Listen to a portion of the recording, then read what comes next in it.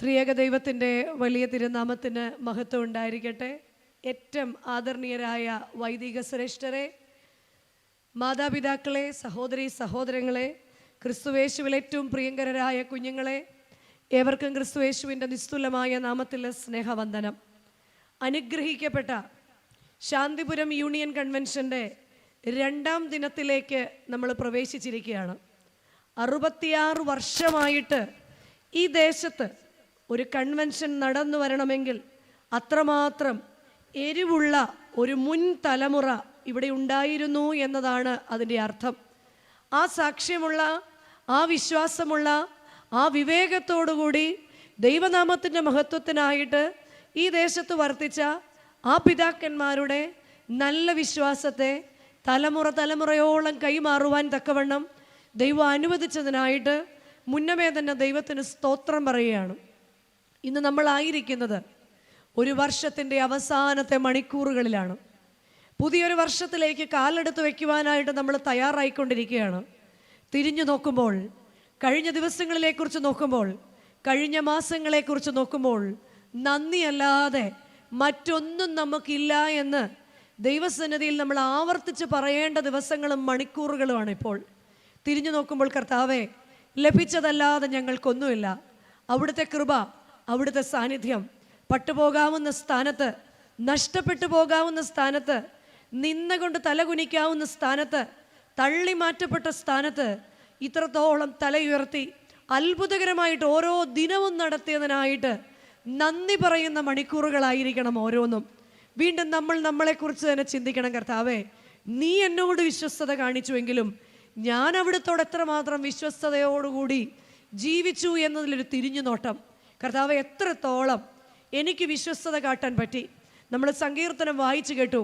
ബാലസിംഹങ്ങൾ ഇര കിട്ടാതെ വിശന്നിരുന്നാലും യഹോവയെ അന്വേഷിക്കുന്നവർക്കോ ഒരു നന്മയ്ക്കും കുറവില്ല എന്ന്.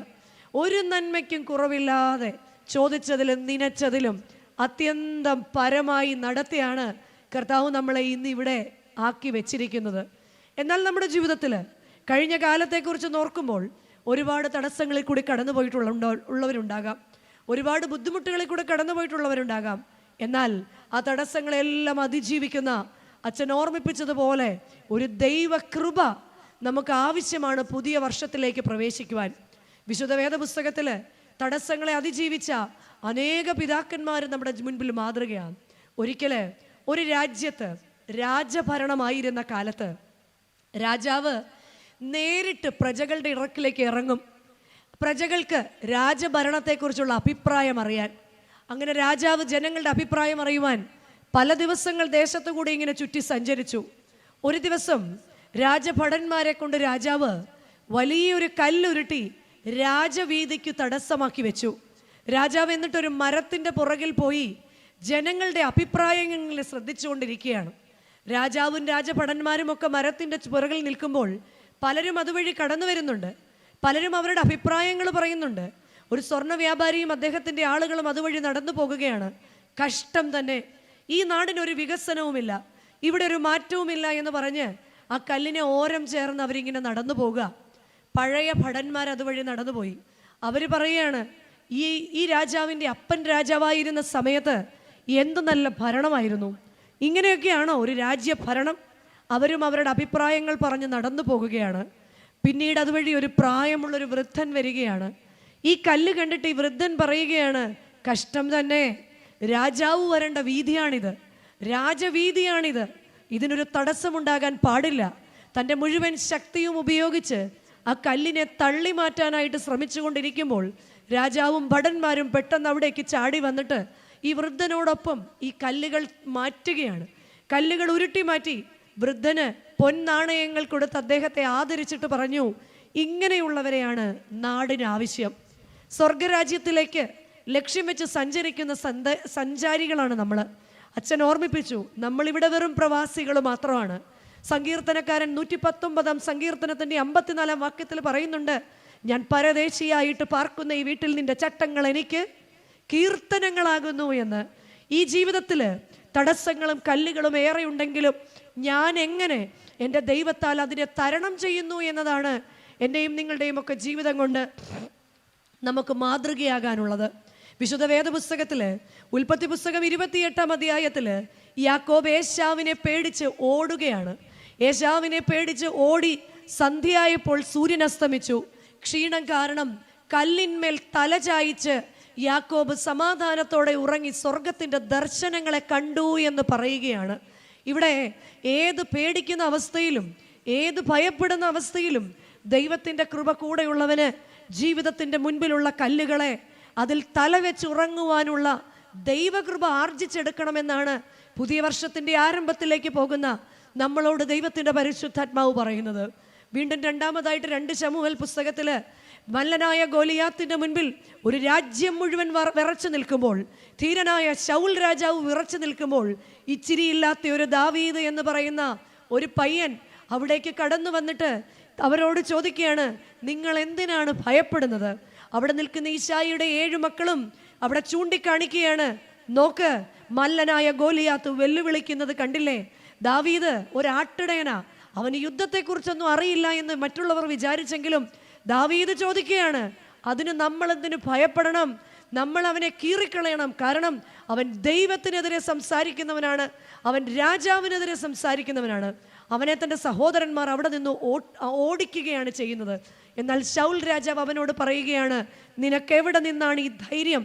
അവൻ പറയുകയാണ്, ഞാനൊരു വെറും ആട്ടിടയനാണ്.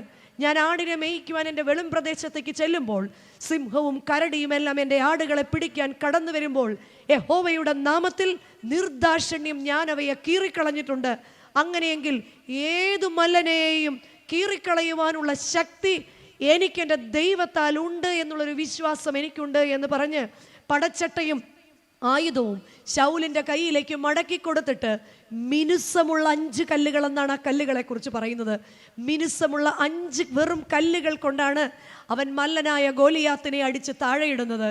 എന്നിട്ടോ ആ ഗോലിയാത്തിൻ്റെ മുകളിൽ കയറിയിരുന്ന് അവൻ്റെ ഉറയിൽ നിന്ന് വാളെടുത്ത് അവൻ്റെ കഴുത്തിനെ വെട്ടി രാജാവിൻ്റെ കാൽക്കൽ വെക്കുന്ന ദാവീദ് നമ്മളോട് വർഷത്തിൻ്റെ ആരംഭത്തിൽ പറയുകയാണ്, നിന്റെ മുൻപിൽ ഏതെല്ലാം തടസ്സങ്ങൾ ഉണ്ടെങ്കിലും നിന്റെ പ്രാർത്ഥനകൾ കൊണ്ട് നിന്റെ കല്ലുകളെ മിനുസമാക്കി നിന്റെ ശത്രുവിനെ തകർക്കുവാൻ തക്കവണ്ണം, നിന്റെ ശത്രുവിനെ ജയിക്കുവാൻ തക്കവണ്ണം നീ കൃപയാർജിച്ചെടുക്കുമ്പോഴാണ് പുതിയ വർഷം ഒരു അനുഗ്രഹിക്കപ്പെട്ട വർഷമായി തീരുന്നത്. ജീവിതത്തിൽ കല്ലുകൾ ഇല്ലാതിരിക്കുമ്പോഴല്ല, ജീവിതത്തിൽ തടസ്സങ്ങൾ ഇല്ലാതിരിക്കുമ്പോഴല്ല, നിന്റെ പ്രാർത്ഥന കൊണ്ട് നിന്റെ കയ്യിലുള്ള ആയുധങ്ങൾ മിനുസപ്പെടുമ്പോഴാണ്, നിന്റെ കണ്ണുനീരുകൊണ്ട് അവൻ്റെ പാദങ്ങൾ കഴുകുമ്പോഴാണ് നിന്റെ മുൻപിലെ തടസ്സങ്ങൾ നീങ്ങിപ്പോകുന്നത് എന്ന് വീണ്ടും വിശുദ്ധ യോഹന്നാന്റെ സുവിശേഷത്തിൽ അതികാലത്ത് മറിയം എഴുന്നേറ്റ് കല്ലറയുടെ വാതിൽക്കൽ ചെന്നപ്പോൾ കല്ല് ആരോ ഉരുട്ടി മാറ്റിയിരിക്കുന്നത് കണ്ടു. എൻ്റെ ജീവിതത്തിൽ ദൈവം ഉരുട്ടി മാറ്റിയ എത്രയെത്ര കല്ലുകളെ പ്രതി ഈ വർഷത്തിൻ്റെ അവസാനത്തിൽ ദൈവത്തെ സ്തുതിക്കുക എന്നതാണ് എനിക്കും നിങ്ങൾക്കുമെല്ലാം ലഭിച്ചിരിക്കുന്ന ഏറ്റവും വലിയ സന്തോഷം. ആകയാൽ പ്രിയമുള്ളവരെ, നാം ദൈവത്തെ സ്തുതിക്കുകയും വരും വർഷത്തിലേക്ക് നോക്കി പാർത്തിരിക്കുകയും ഏത് കല്ലുകളിലും കർത്താവേ നിന്റെ കൃപ കൊണ്ട് തല വെച്ചുറങ്ങാൻ ഏത് കല്ലുകളെയും പ്രാർത്ഥനയോടെ നിന്നോട് ചേർന്ന് വരുവാൻ ഞങ്ങളുടെ യോഗങ്ങളും ഞങ്ങളുടെ കൂട്ടായ്മകളും ഒക്കെ മുഖാന്തരമായി തീരണമേ എന്ന് നമുക്ക് പ്രാർത്ഥിക്കാം. ഇന്നത്തെ സന്ധ്യയുടെ ചിന്തയ്ക്കായി വിശുദ്ധ വേദപുസ്തകത്തിലെ ഏറ്റവും ചെറിയ ലേഖനമായ വിശുദ്ധ യൂദായുടെ ലേഖനം 1-ാം അധ്യായം 20-ാമത്തെ വാക്യം, നിങ്ങളോ പ്രിയമുള്ളവരെ നിങ്ങളുടെ അതിവിശുദ്ധ വിശ്വാസത്തെ ആധാരമാക്കി നിങ്ങൾക്ക് തന്നെ ആത്മീക വർധനവ് വരുത്തിയും പരിശുദ്ധാത്മാവിൽ പ്രാർത്ഥിച്ചും നിത്യജീവനായിട്ട് നമ്മുടെ കർത്താവായ യേശു ക്രിസ്തുവിൻ്റെ കരുണയ്ക്കായിട്ട് കാത്തിരുന്നതുകൊണ്ട് ദൈവസ്നേഹത്തിൽ നിങ്ങളെ തന്നെ സൂക്ഷിച്ചു കൊള്ളുവിൻ.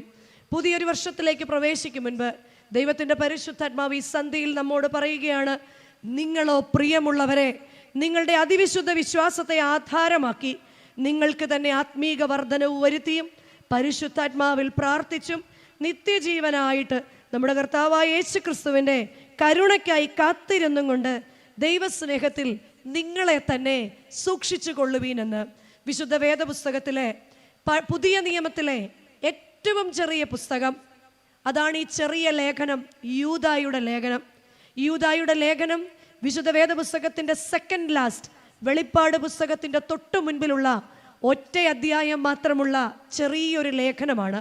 യൂദായെക്കുറിച്ച് പറയുമ്പോൾ നമുക്കെല്ലാം പരിചയമുള്ള യൂദ ആരാണ്? കർത്താവിൻ്റെ ശിഷ്യന്മാരിൽ ഒരുവനായ ഇസ്കറിയോത്തായ യൂദ. എന്നാൽ ഇവിടെ വിശുദ്ധ യോഹന്നാന്റെ സുവിശേഷം 14-ാം അധ്യായത്തിന്റെ 22-ലും വിശുദ്ധ ലൂക്കോസിന്റെ സുവിശേഷം 6-ാം അധ്യായത്തിന്റെ 16-ലുമൊക്കെ ഈ യൂദയെക്കുറിച്ച് പറയുന്നുണ്ട്. തദ്ദായി എന്നറിയപ്പെടുന്ന യൂദ, യാക്കോബിന്റെ സഹോദരനായ യൂദ, ക്രിസ്തുവിന് ഏറ്റവും പ്രിയങ്കരനായ യൂദ എന്നൊക്കെയാണ് ഈ വിശുദ്ധ വേദപുസ്തകത്തിൽ പറയുന്നതെങ്കിൽ യൂദയെക്കുറിച്ച് തന്നെ പറയുന്നത് യൂദ ലേഖനത്തിന്റെ ആരംഭത്തിൽ ഇങ്ങനെ പറയുകയാണ്: യേശു ക്രിസ്തുവിന്റെ ദാസനും യാക്കോബിന്റെ സഹോദരനുമായ യൂദ എന്നാണ് സ്വയം വിശേഷിപ്പിക്കുന്നത്. യേശു ക്രിസ്തുവിന്റെ ദാസനായ യൂദ, തന്നോടൊപ്പം നടക്കുന്ന, നമ്മൾക്കൊരു പ്രത്യേകതയുണ്ട്, നമ്മളോടൊപ്പം നടക്കുന്നവൻ്റെ ഒന്നും ദാസനാവൻ നമ്മൾ ആഗ്രഹിക്കുന്നില്ല. നമ്മുടെ വീട്ടിൽ ആർക്കും ദാസനാവൻ നമ്മൾ ആഗ്രഹിക്കുന്നില്ല. നമ്മളെല്ലാവരും എല്ലായിടത്തും ഒന്നാമനാവാനാണ് ആഗ്രഹിക്കുന്നത്. എന്നാൽ യൂദ തന്നെ തന്നെ താഴ്ത്തി പറയുകയാണ്, ഞാൻ യേശുവിൻ്റെ ദാസനായ യൂദയാകുന്നു എന്ന്. കർത്താവിൻ്റെ കുരിശുമരണത്തിന് ശേഷം, കർത്താവിൻ്റെ ഉത്ഥാനത്തിന് ശേഷം ആദിമസഭ ശിഷ്യന്മാരാൽ ശക്തിപ്പെടുകയാണ്. ശിഷ്യന്മാർ ലോകത്തിൻ്റെ വിവിധ ഭാഗങ്ങളിൽ ക്രിസ്തു സുവിശേഷവുമായി പോകുമ്പോൾ ആദിമസഭ ശക്തിപ്പെട്ടുകൊണ്ടേയിരുന്നു. എന്നാൽ എവിടെയും ശക്തിയുള്ള കൂട്ടായ്മകളുടെ ഇടയിൽ ചില ദുരുപദേശക്കാർ അന്ന് കാലം മുതൽ നുഴഞ്ഞു കയറിക്കൊണ്ടേയിരുന്നു. യെരുശലേമിലെ സഭയുടെ നേതാവായി, അവർക്ക് പ്രാർത്ഥനയുടെ നല്ല ലീഡറായി നിന്നിരുന്ന യൂദ ആ ജനത്തിന് ഇടയിലേക്ക് ദുരുപദേശക്കാർ കയറുന്നത് കണ്ടപ്പോൾ, ദുരുപദേശക്കാരെ കണ്ട് തൻ്റെ ജനം തെറ്റിപ്പോകാതിരിക്കാൻ തെറ്റായ ഉപദേശങ്ങൾക്കെതിരെ ഉറച്ചു നിൽക്കാനും വിശ്വാസത്തിൽ നിലനിൽക്കാനുമുള്ള ഓർമ്മപ്പെടുത്തലായിട്ടാണ് ഈ ലേഖനം എഴുതുന്നത്. 2 കാരണമാണ് ഈ ലേഖനം എഴുതാൻ കാരണം. ഒന്ന്, തെറ്റായ ഉപദേശങ്ങൾക്കെതിരെ ഉറച്ചു നിൽക്കുവാൻ ദൈവജനത്തെ ശ്രദ്ധയുള്ള കേൾവിക്കാരാകണമെന്ന് ഓർമ്മിപ്പിക്കുകയാണ് യൂദ ലേഖനത്തിൽ വിശുദ്ധനായ യൂദ ചെയ്യുന്നത്. രണ്ടാമത്, വിശ്വാസത്തിൽ ഉറച്ചു നിൽക്കുക. നമ്മുടെ വിശ്വാസം പലപ്പോഴും ചാഞ്ചാട്ടമുള്ള വിശ്വാസമാണ്.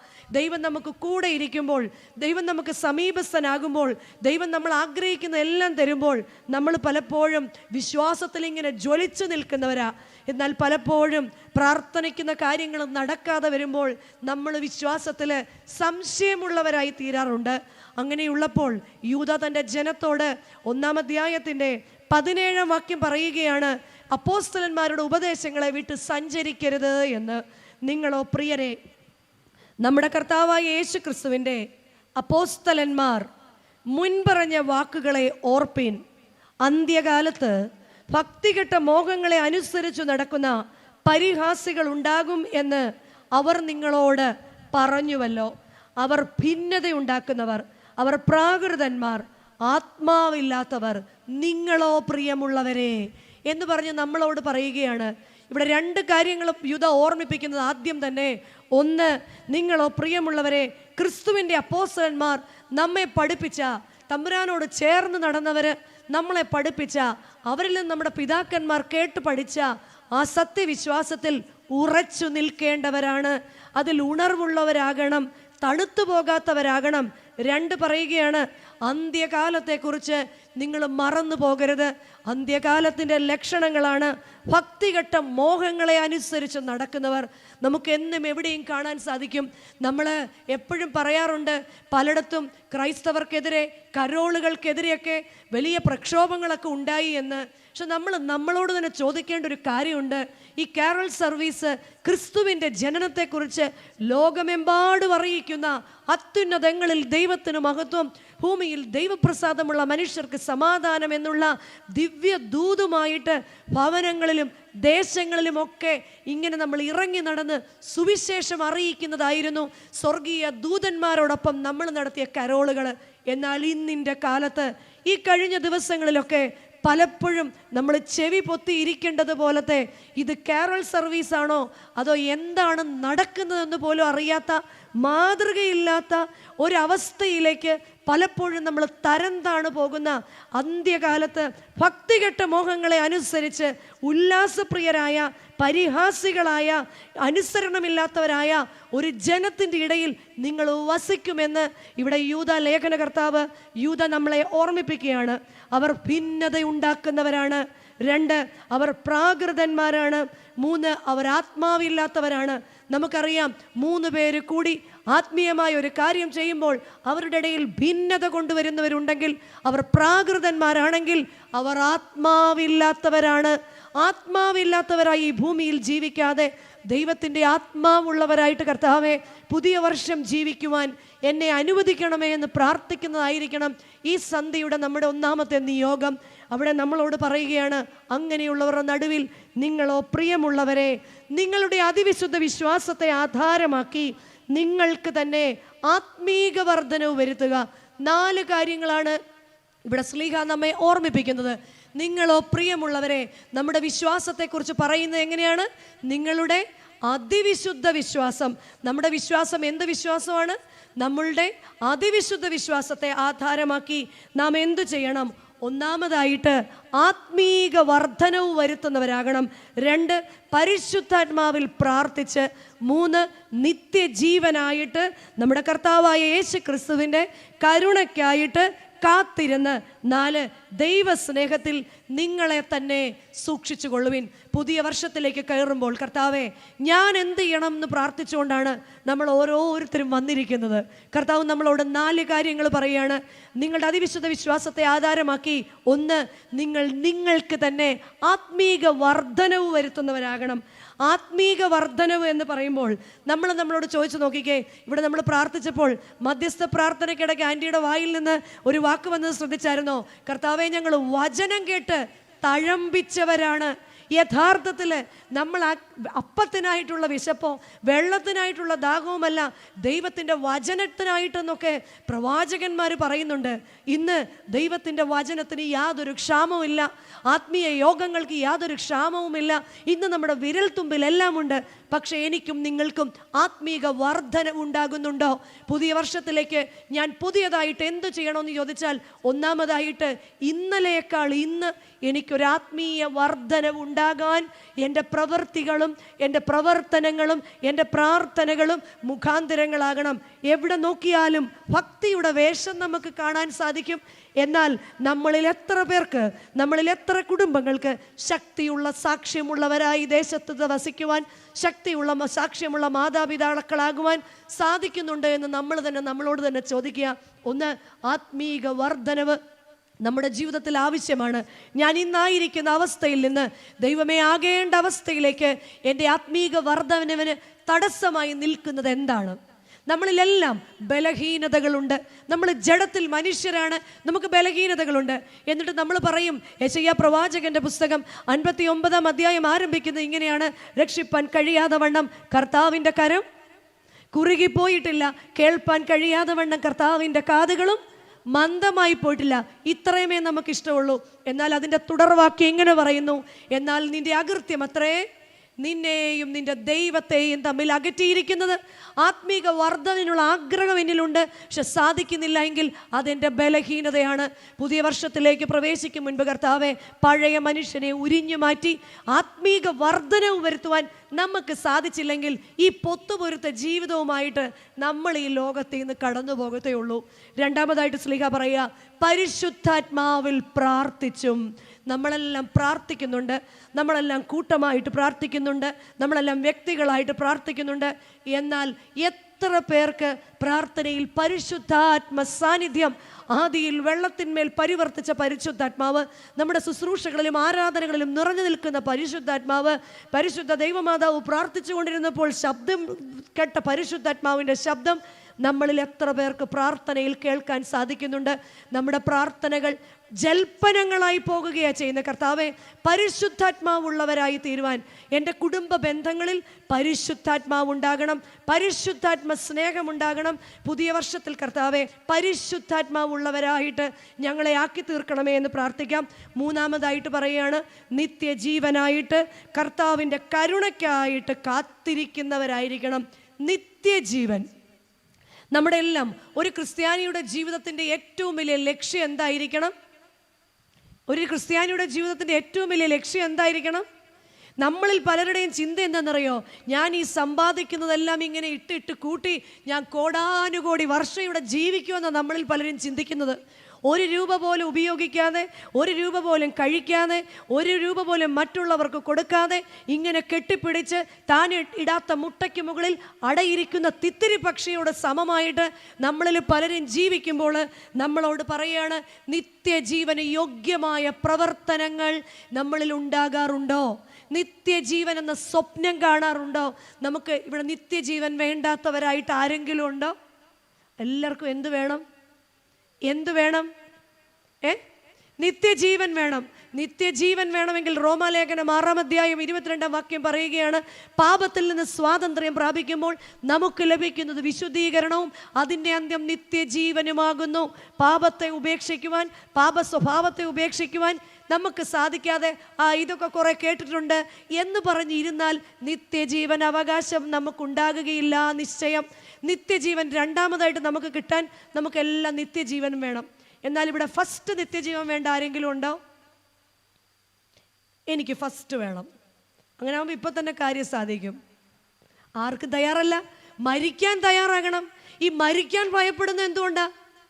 മരിക്കത്തക്കുള്ള യോഗ്യത എനിക്കുണ്ടെങ്കിൽ ഞാൻ മരിക്കാൻ ഭയപ്പെടേണ്ട കാര്യമില്ല. നിത്യജീവന് വേണ്ടി എന്തു ചെയ്യണം? കർത്താവിൻ്റെ കരുണയ്ക്കായിട്ട് കാത്തിരിക്കണം. കർത്താവിൻ്റെ കരുണയ്ക്കായിട്ട്, കർത്താവെ ഞങ്ങളോട് കരുണ തോന്നണമേ എന്ന് പ്രാർത്ഥിക്കാൻ. 4-മത് പറയാണ്, ദൈവസ്നേഹത്തിൽ നിങ്ങളെ തന്നെ സൂക്ഷിച്ചു കൊള്ളുവിൻ. നമുക്കെല്ലാവർക്കും അങ്ങോട്ടും ഇങ്ങോട്ടും ഭയങ്കര സ്നേഹമാണെന്നാണ് പറയുന്നത്. സഹോദരങ്ങൾ തമ്മിൽ സ്നേഹമാണ്, ദേവാലയത്തിൽ പരസ്പരം കാണുമ്പോൾ സ്നേഹമാണ്, എല്ലാവർക്കും സ്നേഹമാണെന്നാണ് നമ്മൾ പറയുന്നത്. എന്നാൽ നമ്മുടെ സ്നേഹം ദൈവസ്നേഹമാണോ?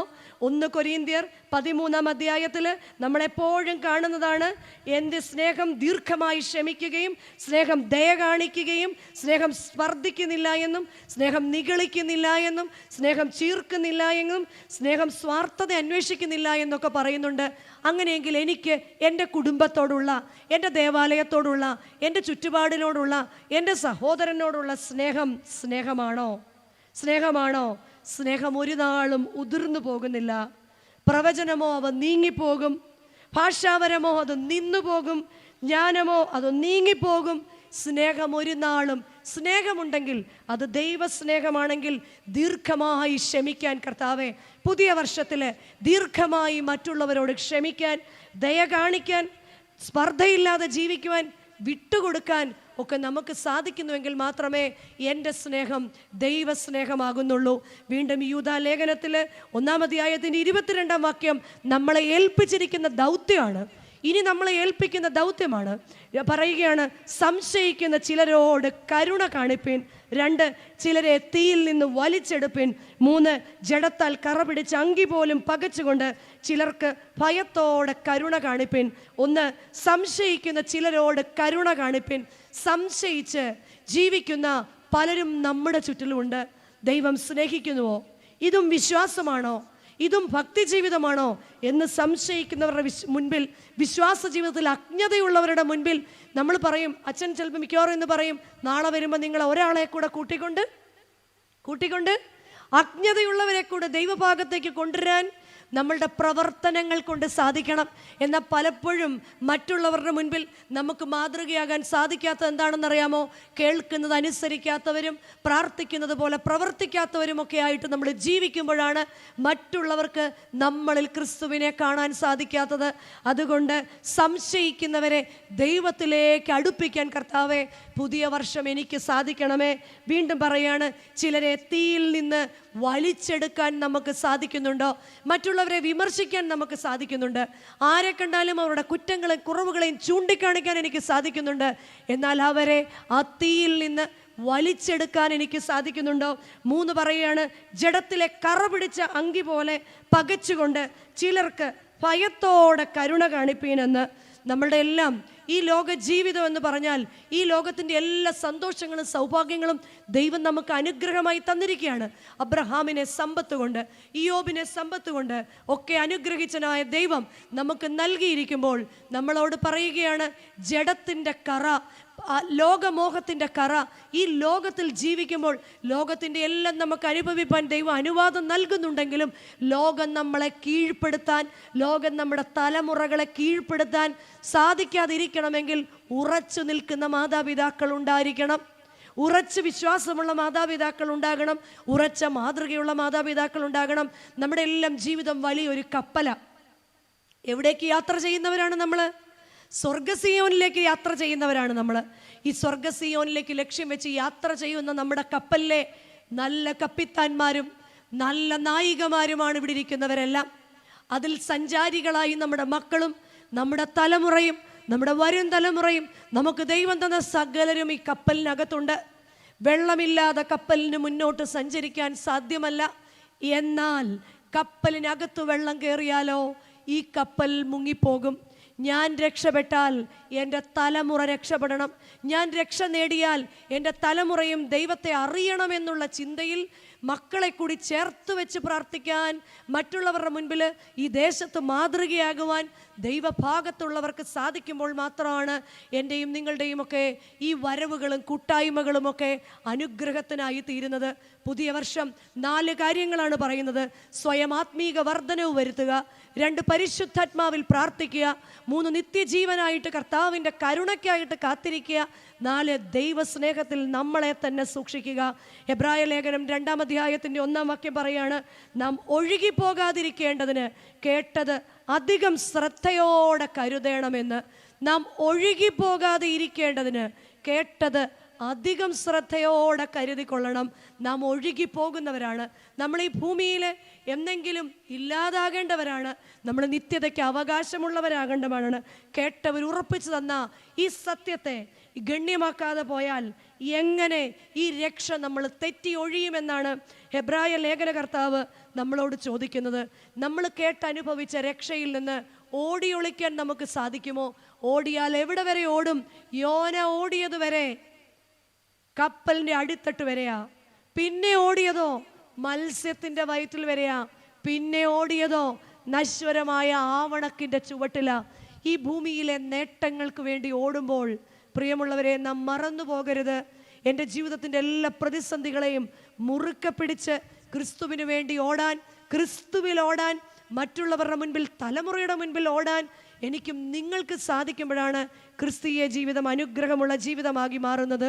വിശുദ്ധ യൂദാ ലേഖനത്തിലേക്ക് തിരിച്ചു വരാം. വിശുദ്ധ യൂദായുടെ ലേഖനം 1-ാം അധ്യായത്തിൻ്റെ 5-ാം വാക്യം പറയുകയാണ്, നിങ്ങളോ സകലവും ഒരിക്കൽ അറിഞ്ഞുവെങ്കിലും നിങ്ങളെ ഓർമ്മിപ്പിക്കുവാൻ ഞാൻ ഇച്ഛിക്കുന്നത് എന്തെന്നാൽ, ഈ പറഞ്ഞ കാര്യങ്ങളെല്ലാം, ഈ കേട്ട കാര്യങ്ങളെല്ലാം നിങ്ങൾക്കെല്ലാവർക്കും അറിയാമെന്ന് ഞാൻ ഉറച്ചു വിശ്വസിക്കുന്നു എന്നാണ് യൂദാ നമ്മളോട് പറയുന്നത്. എന്നിട്ട് പറയുകയാണ്, നിങ്ങൾ സകലവും ഒരിക്കൽ അറിഞ്ഞുവെങ്കിലും നിങ്ങളെ ഞാൻ ഒരു കാര്യം ഓർമ്മിപ്പിക്കുകയാണ്. 4 കാര്യങ്ങൾ അവിടെ വീണ്ടും പറയുകയാണ്. ഒന്നാമത് പറയുകയാണ്, കർത്താവ് ജനത്തെ മിസ്രൈമിൽ നിന്ന് രക്ഷിച്ചിട്ടും വിശ്വസിക്കാത്തവരെ പിന്നത്തേതിൽ നശിപ്പിച്ചു. കർത്താവ് ജനത്തെ മിസ്രൈമിൽ നിന്ന് രക്ഷിച്ചിട്ടും വിശ്വസിക്കാത്തവരെ പിന്നത്തേതിൽ നശിപ്പിച്ചു. തൻ്റെ ജനമായ ഇസ്രായേലിൻ്റെ കഷ്ടത്തിൻ്റെ കാലത്ത് കർത്താവ് അവരെ മിസ്രൈമി അടിമത്തത്തിൽ നിന്ന് രക്ഷിച്ചു. എവിടേക്ക് കൊണ്ടുപോകാമെന്ന് അവരോട് പറഞ്ഞു? കനാനിലേക്ക് കൊണ്ടുപോകാമെന്ന്, വാഗ്ദത്ത നാട്ടിലേക്ക് കൊണ്ടുപോകാമെന്ന് കർത്താവ് അവരോട് പറഞ്ഞു. എങ്കിലോ പലരും വാഗ്ദത്ത ദേശം അവകാശപ്പെട്ടില്ല. കാരണം എന്തായിരുന്നു? ഈ ജനം ആർത്തിമാറാത്ത ജനമായിരുന്നു. ഒന്നാമതായിട്ട് നമ്മളോട് ചോദിക്കുകയാണ്, പലരും വാഗ്ദത്ത ദേശം അവകാശപ്പെടാത്തതുപോലെ എൻ്റെയും നിങ്ങളുടെയും ഒക്കെ ജീവിതത്തിൽ നാം ആഗ്രഹിക്കുന്ന നിത്യജീവൻ്റെ തുറമുഖം എനിക്കും നിങ്ങൾക്കും അവകാശമായി വരുമോ? എന്തുകൊണ്ടാണ് ഇസ്രായേൽ ജനം വാഗ്ദത്ത ദേശം അവകാശപ്പെടാത്തതിൻ്റെ കാരണം? ഒന്നാമതായിട്ട് മരുഭൂമിയിൽ അവർ അനുസരണക്കേട് കാണിച്ചു. ഒന്നാമത്തെ അവരുടെ തെറ്റെന്തായിരുന്നു? അവരനുസരണക്കേട് കാണിച്ചു. വെറും 847 കിലോമീറ്റർ നടക്കേണ്ട അവര് 40 വർഷമാണ് അനുസരണക്കേട് കൊണ്ട് ഊടാടി നടന്നത്. ഈ നടപ്പിനിടയിൽ പലർക്കും എന്ത് സംഭവിച്ചു? പലരും വാഗ്ദത്ത ദേശം കാണാതെ മരണപ്പെട്ടു. പലരും വാഗ്ദത്ത ദേശം കാണാതെ മരണപ്പെട്ടു. ഇതെന്താണെന്നാണ് പറയുന്നത്? കൊരിന്ത്യ ലേഖനത്തിൽ നമ്മളോട് പറയുന്നുണ്ട്, ഇത് നമുക്കൊരു ദൃഷ്ടാന്തമാണ്. 1 കൊരിന്ത്യർ 10-ാം അധ്യായം പറയുകയാണ്, സഹോദരന്മാരെ, നമ്മുടെ പിതാക്കന്മാരെല്ലാവരും മേഘത്തിലായിരുന്നു. എല്ലാവരും സമുദ്രത്തിൽ കൂടി കടന്നു. എല്ലാവരും മേഘത്തിലും സമുദ്രത്തിലും സ്നാനമേറ്റ് മോശയോട് ചേർന്നു. ഒരേ ആത്മീയാഹാരം തിന്നു. എല്ലാവരും ഒരേ ആത്മീയ പാനീയം കുടിച്ചു. അവരെ അനുഗമിച്ച ആത്മീയ പാറയിൽ നിന്നല്ലോ അവർ കുടിച്ചത്. ആ പാറ ക്രിസ്തുവായിരുന്നു. എങ്കിലും അവരിൽ മിക്ക പേരിലും ദൈവം പ്രസാദിച്ചില്ല. അവരെ മരുഭൂമിയിൽ തള്ളിയിട്ട് കളഞ്ഞു എന്ന് നിങ്ങൾ അറിയാതിരിക്കരുത് എന്ന് ഞാൻ ആഗ്രഹിക്കുന്നു. ഇത് നമുക്കൊരു ദൃഷ്ടാന്തമായി സംഭവിച്ചു എന്ന് ഇന്ന് ഈ വചനം കേൾക്കുന്ന നമ്മളോട് പറയുകയാണ്. ഇതെൻ്റെയും നിങ്ങളുടെയും ജീവിതത്തിൽ ഒരു ദൃഷ്ടാന്തമാണ്. പലരും ശ്രേഷ്ഠന്മാരാണെന്ന് പറഞ്ഞ് നടന്നു. എങ്കിലും പലപ്പോഴും അനുസരണക്കേടുകൊണ്ട് ഈ 2025 ഒന്ന് തിരിഞ്ഞു നോക്കാം. കർത്താവെ, അറിയാമായിരുന്ന പല കാര്യങ്ങളിലും എത്രത്തോളം ഞാൻ അനുസരണക്കേട് കാട്ടി. ആ വാക്കുകൾ ഉപയോഗിക്കരുതെന്ന് എനിക്കറിയാമായിരുന്നു. അപ്പോഴങ്ങനെ പ്രതികരിക്കരുതെന്ന് എനിക്കറിയാമായിരുന്നു. അവിടെ ഇരിക്കരുതെന്ന് എനിക്കറിയാമായിരുന്നു. അതിനൊത്താശ ചെയ്യരുതെന്ന് എനിക്കറിയാമായിരുന്നു. ഭവനത്തിൽ ഇങ്ങനെ പെരുമാറരുതെന്ന് എനിക്കറിയാമായിരുന്നു. ഇത് തെറ്റാണെന്ന് എനിക്കറിയാമായിരുന്നു. എന്നിട്ടും ഞാൻ അനുസരണക്കേട് കാട്ടിയോ? നമ്മളോട് പറയുകയാണ്, ഇത് നമുക്കൊരു ദൃഷ്ടാന്തമാണ്. പലരും വാഗ്ദത്ത ദേശം അവകാശപ്പെടുത്തിയില്ല.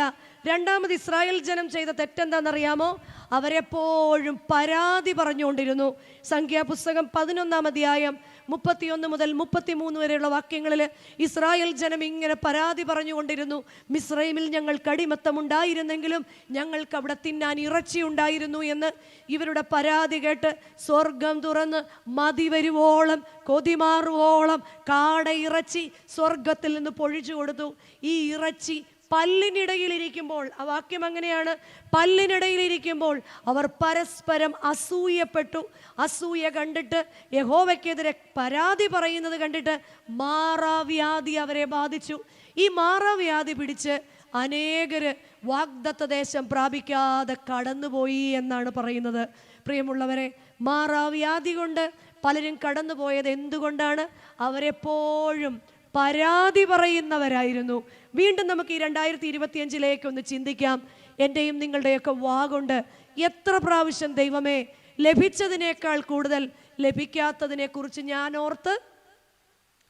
ഓർത്ത് പരാതിപ്പെട്ടു. നമ്മളോട് തന്നെ ഒന്ന് ചോദിച്ചു നോക്കിക്കേ, ഞാൻ ഈ പരാതിപ്പെട്ടതൊക്കെ എനിക്ക് കിട്ടാത്തത് കൊണ്ടാണോ? അല്ല.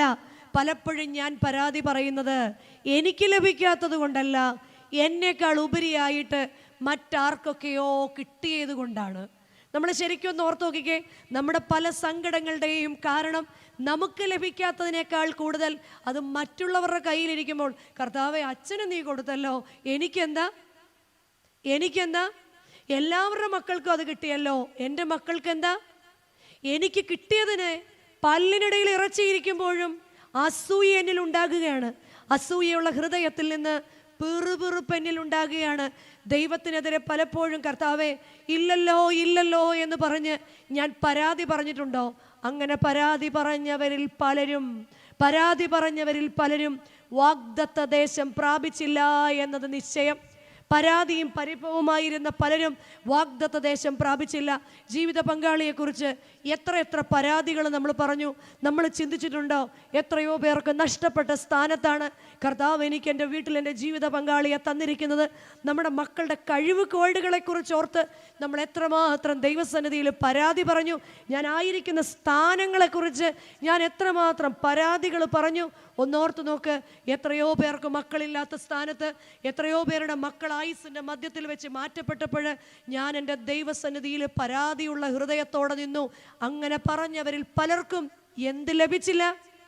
അങ്ങനെയെങ്കിൽ പ്രിയമുള്ളവരെ, വാഗ്ദത്ത ദേശം നമുക്ക് അവകാശം ലഭിക്കുമോ? പരാതി പറയുന്ന നാവ് കർത്താവെ പുതിയ വർഷം എന്നിൽ നിന്ന് നീക്കിക്കളയണമേ എന്ന് പ്രാർത്ഥിക്കാം. എപ്പോഴും ചേർന്ന് നിൽക്കാൻ, കുറവുകളോടുകൂടി ചേർന്ന് നിൽക്കാൻ നമുക്ക് സാധിക്കട്ടെ. മൂന്നാമതായിട്ട്, ഇസ്രായേൽ ജനം ദൈവത്തിനെതിരെ ഗ്രഡ്ജ് ചെയ്തു എന്നാണ് പറയുന്നത്. ദൈവത്തിനെതിരെ അവർ പിറുപിറുത്തുകൊണ്ടേയിരുന്നു. എന്ത് സംഭവിച്ചു?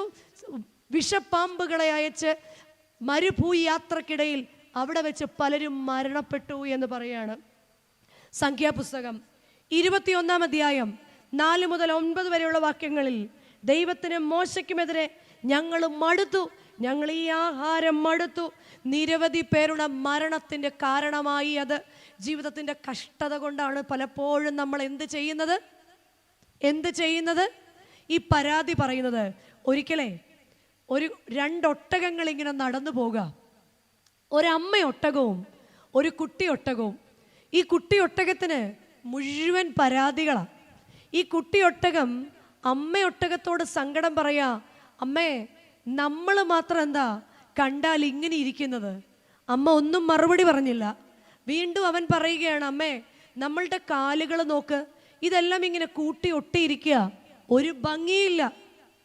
അമ്മ മറുപടി പറഞ്ഞില്ല. വീണ്ടും അവൻ പറയാണ്, അമ്മേ നമ്മളുടെ കൺപീലികൾ ഇങ്ങനെ കണ്ണിങ്ങനെ മൂടി ഒരു ഭംഗിയില്ലാതിരിക്കുക, ആ മാനുകളുടെ കണ്ണുകൾ നോക്ക് എത്ര മനോഹരമാണ്. അമ്മ മറുപടി പറഞ്ഞില്ല. വീണ്ടും കുഞ്ഞു പറയാ, അമ്മേ നമുക്ക് മാത്രം എന്താ ഈ മുതുകത്ത് ഇത്ര വലിയ കൂന്? ഈ കാട്ടിലെ പല മൃഗങ്ങൾക്കും എന്തൊരു സൗന്ദര്യമാണ്, നമുക്ക് മാത്രം എന്താ ഇത്രയും വലിയ കൂന്? അമ്മ എല്ലാം കേട്ടിട്ട് അവസാനമായിട്ട് അവനോട് മറുപടിയായിട്ട് പറഞ്ഞു, മോനെ നമ്മളെ ദൈവം സൃഷ്ടിച്ചിരിക്കുന്നത് മരുഭൂമിയിലെ കപ്പലായിട്ടാണ്. എൻ്റെയും നിങ്ങളുടെയും ജീവിതത്തിൻ്റെ നിയോഗം വ്യത്യസ്തമാണെന്നാണ് ഇവിടെ ഒട്ടകം പഠിപ്പിക്കുന്നത്. നമ്മളെ ദൈവം സൃഷ്ടിച്ചിരിക്കുന്നത് മരുഭൂമിയിലെ കപ്പലായിട്ടാണ്. മരുഭൂമിയിലെ മണലിൽ കൂടി നടക്കുമ്പോൾ നമ്മളുടെ വിരലുകൾക്ക് അകൽച്ചയുണ്ടെങ്കിൽ മണലുകൾ കൊണ്ട് നമുക്ക് മുന്നേ നടക്കാൻ സാധിക്കില്ല. ഇത് മുന്നമേ അറിയുന്ന ദൈവം മറ്റുള്ളവരിൽ നിന്ന് വ്യത്യസ്തമായിട്ട് നമ്മളുടെ കാലുകൾ തമ്മിൽ കൂട്ടിയൊട്ടിച്ചു. അപ്പോൾ നമ്മുടെ കണ്ണുകളോ, മക്കളെ നമ്മൾ മരുഭൂമിയിൽ കൂടി നടക്കുമ്പോൾ പൊടിക്കാറ്റ് കണ്ണിലേക്ക് വീഴാതിരിക്കാൻ വേണ്ടിയാണ്. നിനക്ക് ഭംഗിയില്ല എന്ന് തോന്നിയാലും നമ്മുടെ ദൈവം നമ്മുടെ കണ്ണുകളെ പീലികൾ കൊണ്ട് അടച്ച് സൂക്ഷിച്ചിരിക്കുന്നത്. അപ്പൊ കുഞ്ഞൊട്ടകം തിരിച്ചു ചോദിച്ചു, അമ്മേ അങ്ങനെയാണെങ്കിൽ ഈ ഭംഗിയില്ലാത്ത കൂനോ? അമ്മ മറുപടിയായിട്ട് പറഞ്ഞു, മോനെ നമുക്ക് തോന്നും ഇതിന് ഭംഗിയില്ല എന്ന്. മരുഭൂമിയിൽ ആഹാരവും വെള്ളവും സുലഭമല്ല, എപ്പോഴും കിട്ടുന്നതല്ല. അതുകൊണ്ട് ദീർഘദൂരം നമ്മൾ സഞ്ചരിക്കാൻ, ദീർഘദിവസങ്ങൾ സഞ്ചരിക്കാനുള്ള എനർജി സ്റ്റോർ ചെയ്യാൻ വേണ്ടിയാണ് ദൈവം നമുക്ക് പുറകിൽ ഇങ്ങനെ കൂനുകൾ നൽകിയിരിക്കുന്നത്. എന്നിട്ട് കുഞ്ഞിനോട് പറഞ്ഞു, ഓരോരുത്തരുടെയും നിയോഗങ്ങൾ വ്യത്യസ്തമാണ്.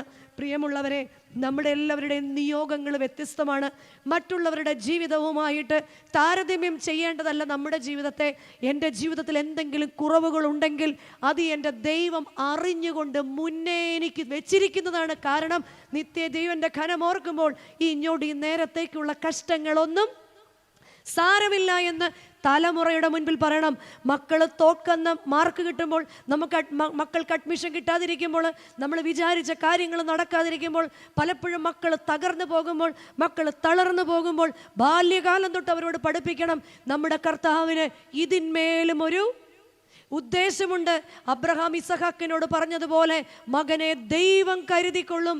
യാഗമൃഗം എവിടെയെന്ന് ചോദിക്കുമ്പോൾ ദൈവം കരുതിയിട്ടുണ്ടെന്ന് പറയാൻ കർത്താവ് അറിയാതെ ലോകര് നോക്കുമ്പോൾ എനിക്ക് കൂന് കാണും, ലോകര് നോക്കുമ്പോൾ എനിക്ക് മുടന്ത് കാണും, ലോകര് നോക്കുമ്പോൾ എനിക്ക് നിന്ന കാണും, ലോകര് നോക്കുമ്പോൾ ഞാൻ പരിഹാസിയായിരിക്കും. പക്ഷെ എൻ്റെ ദൈവത്തിൻ്റെ മുൻപിൽ ഞാൻ ശ്രേഷ്ഠനായിരിക്കും.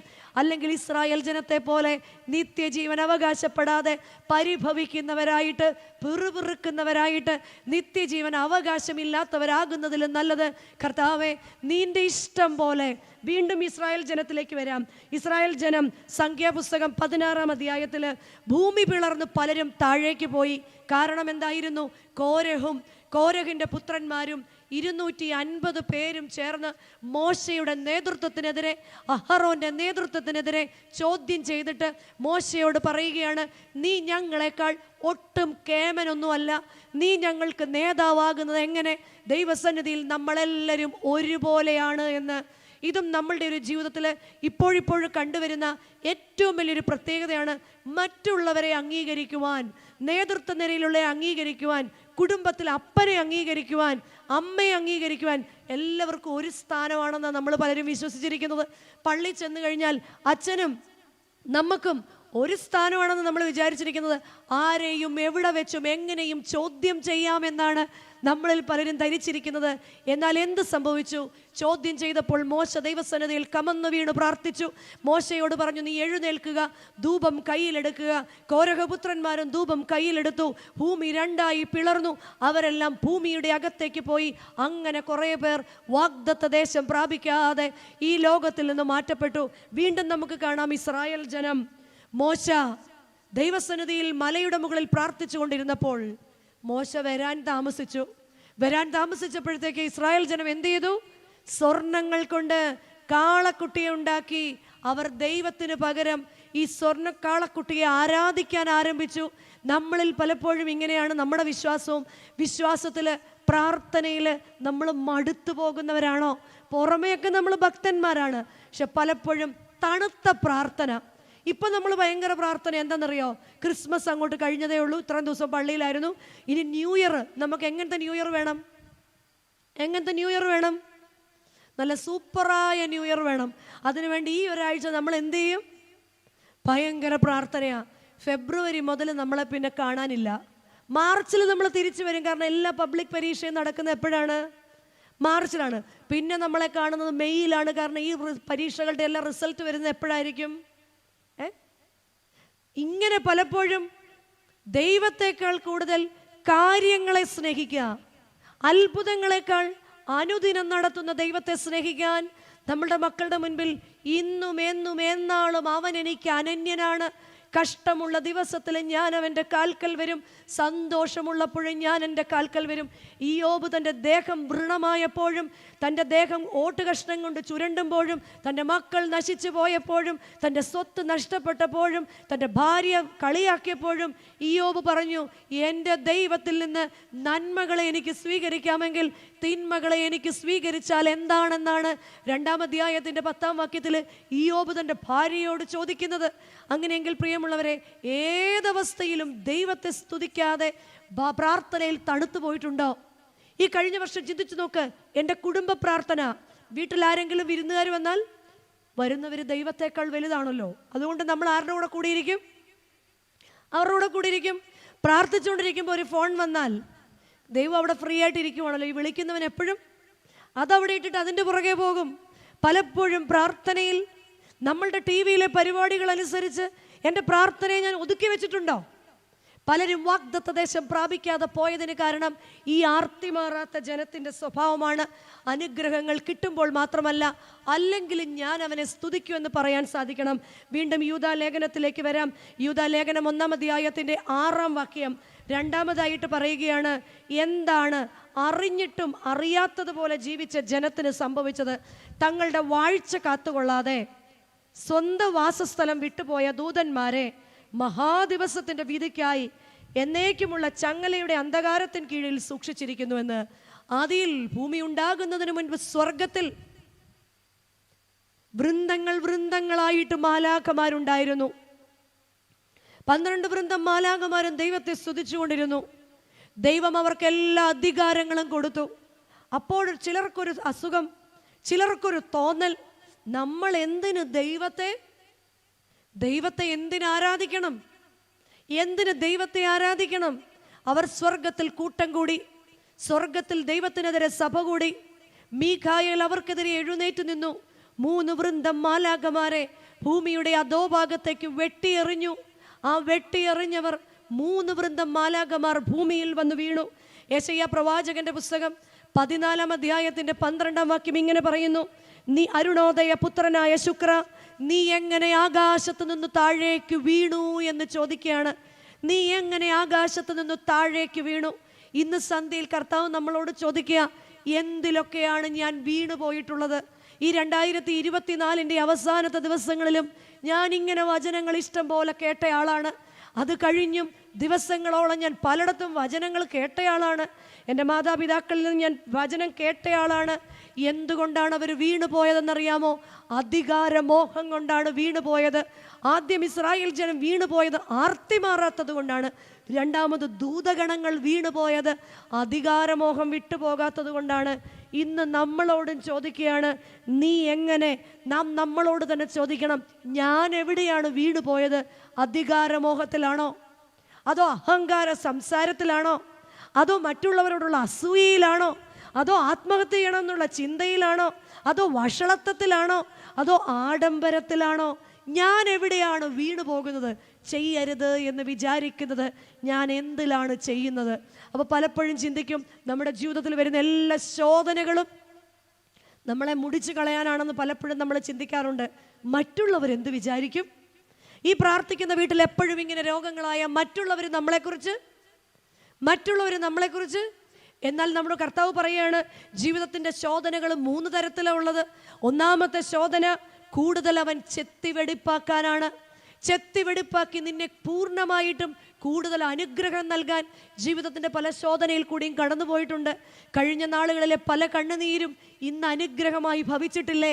ഇന്ന് നീ കണ്ണുനീരിൽ കൂടെ കടന്നുപോയാൽ നിന്റെ കണ്ണുനീരിനെ മറികടക്കാത്ത ഒരു ദൈവമുണ്ട്. അവൻ അതിൻ്റെ കണ്ണുനീരിനെ കുപ്പിയിൽ ശേഖരിക്കും. കണ്ണുനീരോടുകൂടി ദൈവസന്നിധിയിൽ നമ്മെ തന്നെ കഷ്ടനഷ്ട ശോധനകളിൽ നമ്മെ എന്തിന് ഉതകും? കഷ്ടനഷ്ട ശോധനകളിൽ പൊന്മുഖം ഞാൻ നേരിൽ കണ്ടിടും. കഷ്ടനഷ്ട ശോധനകളിൽ കഷ്ടനഷ്ടശോധനകളിലല്ലേ നമ്മൾ ഏറ്റവും കൂടുതൽ ദൈവത്തോട് അടുത്ത്. മുഴുവൻ സമയവും നമ്മൾ എന്ത് ചിന്തിച്ചുകൊണ്ടിരിക്കും? ദൈവമേ, ദൈവമേ, നീ കൈവിടരുതേ. ആശുപത്രിയുടെ വരാന്തയിൽ നിൽക്കുമ്പോൾ നമ്മൾ പ്രാർത്ഥിച്ചുകൊണ്ടിരിക്കും, കർത്താവേ നീ കൈവിടരുതേ. അതെന്നെ ദൈവത്തോടെന്നെ അടുപ്പിക്കാനായിരുന്നു. രണ്ടാമത് ഞാൻ വീണത് എങ്ങനെയാണെന്നറിയാമോ? നമ്മുടെ ബലഹീനതകൾ കൊണ്ട് വീഴുന്നവരുണ്ട്. ബലഹീനതകൾ കൊണ്ട് നിയന്ത്രിക്കാൻ വയ്യാത്ത ദേഷ്യം, നിയന്ത്രിക്കാൻ വയ്യാത്ത അസൂയ, നിയന്ത്രിക്കാൻ വയ്യാത്ത മറ്റു കൂട്ടുകെട്ടുകൾ, എന്തിന് നിയന്ത്രിക്കാൻ വയ്യാത്ത ഫോൺ ഉപയോഗം. നമ്മളുടെ ഏറ്റവും വലിയ പ്ലഷർ എന്താണെന്നറിയോ? ഇന്ന് പ്രായഭേദമന്യേ നമ്മൾ ഉണരുന്നത് തന്നെ എന്തിനു വേണ്ടിയാണ്? ഫോണിൽ നോക്കാൻ വേണ്ടിയാ. എനിക്ക് ദൈവം തന്നിരിക്കുന്ന കുടുംബത്തിൻ്റെ സമയത്ത്, എൻ്റെ കുടുംബമായിട്ടിരിക്കേണ്ട സമയത്ത് എൻ്റെ ബലഹീനത നിമിത്തം എൻ്റെ കുടുംബജീവിതം വീണു പോകുന്നുണ്ടോ? എൻ്റെ ജീവിത പങ്കാളിയോട് സംസാരിക്കേണ്ട നേരത്ത്, എൻ്റെ മാതാപിതാക്കളോട് സംസാരിക്കേണ്ട നേരത്ത്, എൻ്റെ മക്കളോടൊപ്പം അല്പസമയം ഇരിക്കേണ്ട സമയത്ത് ഞാൻ ഈ ഭൂമിയുടെ മുഴുവൻ കാര്യങ്ങൾ നോക്കിക്കൊണ്ടിരിക്കുക. എൻ്റെ കൂടെ ഇരിക്കുന്നവനെ അവൻ ജീവിച്ചിരിക്കുമ്പോൾ നോക്കാതെ കല്ലറയിൽ അടക്കം ചെയ്തിട്ട് കണ്ണുനീർ വാർത്തിട്ട് എന്താണ് പ്രിയമുള്ളവരെ കാരണം? ഇവിടെ ചോദിക്കുകയാണ്, അരുണോദയ പുത്രനായ ശുക്ര, നീ എവിടെ വീണുപോയി എന്ന് ചോദിച്ചതുപോലെ നമുക്ക് നമ്മളോട് തന്നെ ചോദിക്കുക, എൻ്റെ ബലഹീനതയിൽ കൂടിയാണ് പിശാച് എന്നിലേക്ക് കയറുന്നത്. ഓരോരുത്തരിലും ബലഹീനത വ്യത്യസ്ത. ചിലർക്ക് അസൂയയാണ്. മറ്റുള്ളവരുടെ വളർച്ച കാണുമ്പോൾ ശരിക്കും ഇന്നത്തെ കാലത്ത് ദൈവത്തിൻ്റെ പരിശുദ്ധാത്മാവിനെതിരെയുള്ള ഏറ്റവും വലിയ 2 പാപങ്ങൾ എന്താണെന്നറിയോ? നിരാശയും അസൂയയും. ഇന്ന് പ്രാർത്ഥിക്കുന്നവരിലും വലിയ വലിയ ആളുകളുടെ ഇടയിൽ, എപ്പോഴും പ്രാർത്ഥിക്കുന്നവരുടെ ഇടയിലൊക്കെ കണ്ടുവരുന്ന 2 വലിയ കുറവുകളാണ് നിരാശ. ആഗ്രഹിക്കുന്ന സാധനം ആഗ്രഹിക്കുമ്പോൾ കിട്ടിയില്ലെങ്കിൽ നിരാശ. 2, അത് ആർക്കെങ്കിലും ഉണ്ടെങ്കിൽ നമുക്ക് തോന്നുന്ന വികാരത്തിൻ്റെ പേര് അസൂയ. എന്നിട്ട് നമ്മൾ പറയും, എനിക്കാരോടും ഒരു കുഴപ്പവും, എനിക്കാരോടും. ജീവനെ ആഗ്രഹിക്കുകയും ശുഭകാലം കാണുവാൻ ഇച്ഛിക്കുകയും ചെയ്യുന്നവൻ ദോഷം ചെയ്യാതെ തൻ്റെ നാവിനെയും വ്യാജം പറയാതെ തൻ്റെ അധരത്തെയും കാത്തുകൊള്ളണം. ദോഷം വിട്ടകന്നോ. ഗുണം ചെയ്യാൻ എനിക്ക് സാധിക്കുന്നുണ്ടോ? ഇഷ്ടം പോലെ പൈസ എൻ്റെ കയ്യിലുണ്ട്. ഞാൻ അത് ഇട്ടിട്ട് മാസത്തിൽ ചെന്നിട്ട് അതിങ്ങനെ തിരിച്ചും മറിച്ചും ഇടുന്നതല്ലാതെ എൻ്റെ മക്കൾക്ക് ഇതില്ലെങ്കിലും നടത്താനുള്ള വക അവർക്ക് ദൈവം കൊടുത്തിട്ടുണ്ട്. പക്ഷെ എൻ്റെ വീടിന് ചുറ്റും ഇല്ലാത്തവനുണ്ടെങ്കിൽ അവൻ്റെ ഒരു കുഞ്ഞിന് ഫീസ് കൊടുക്കാൻ എനിക്ക് സഹായിക്കാൻ സാധിക്കുന്നുണ്ടോ? അവൻ്റെ കുടുംബം രക്ഷപ്പെടുക.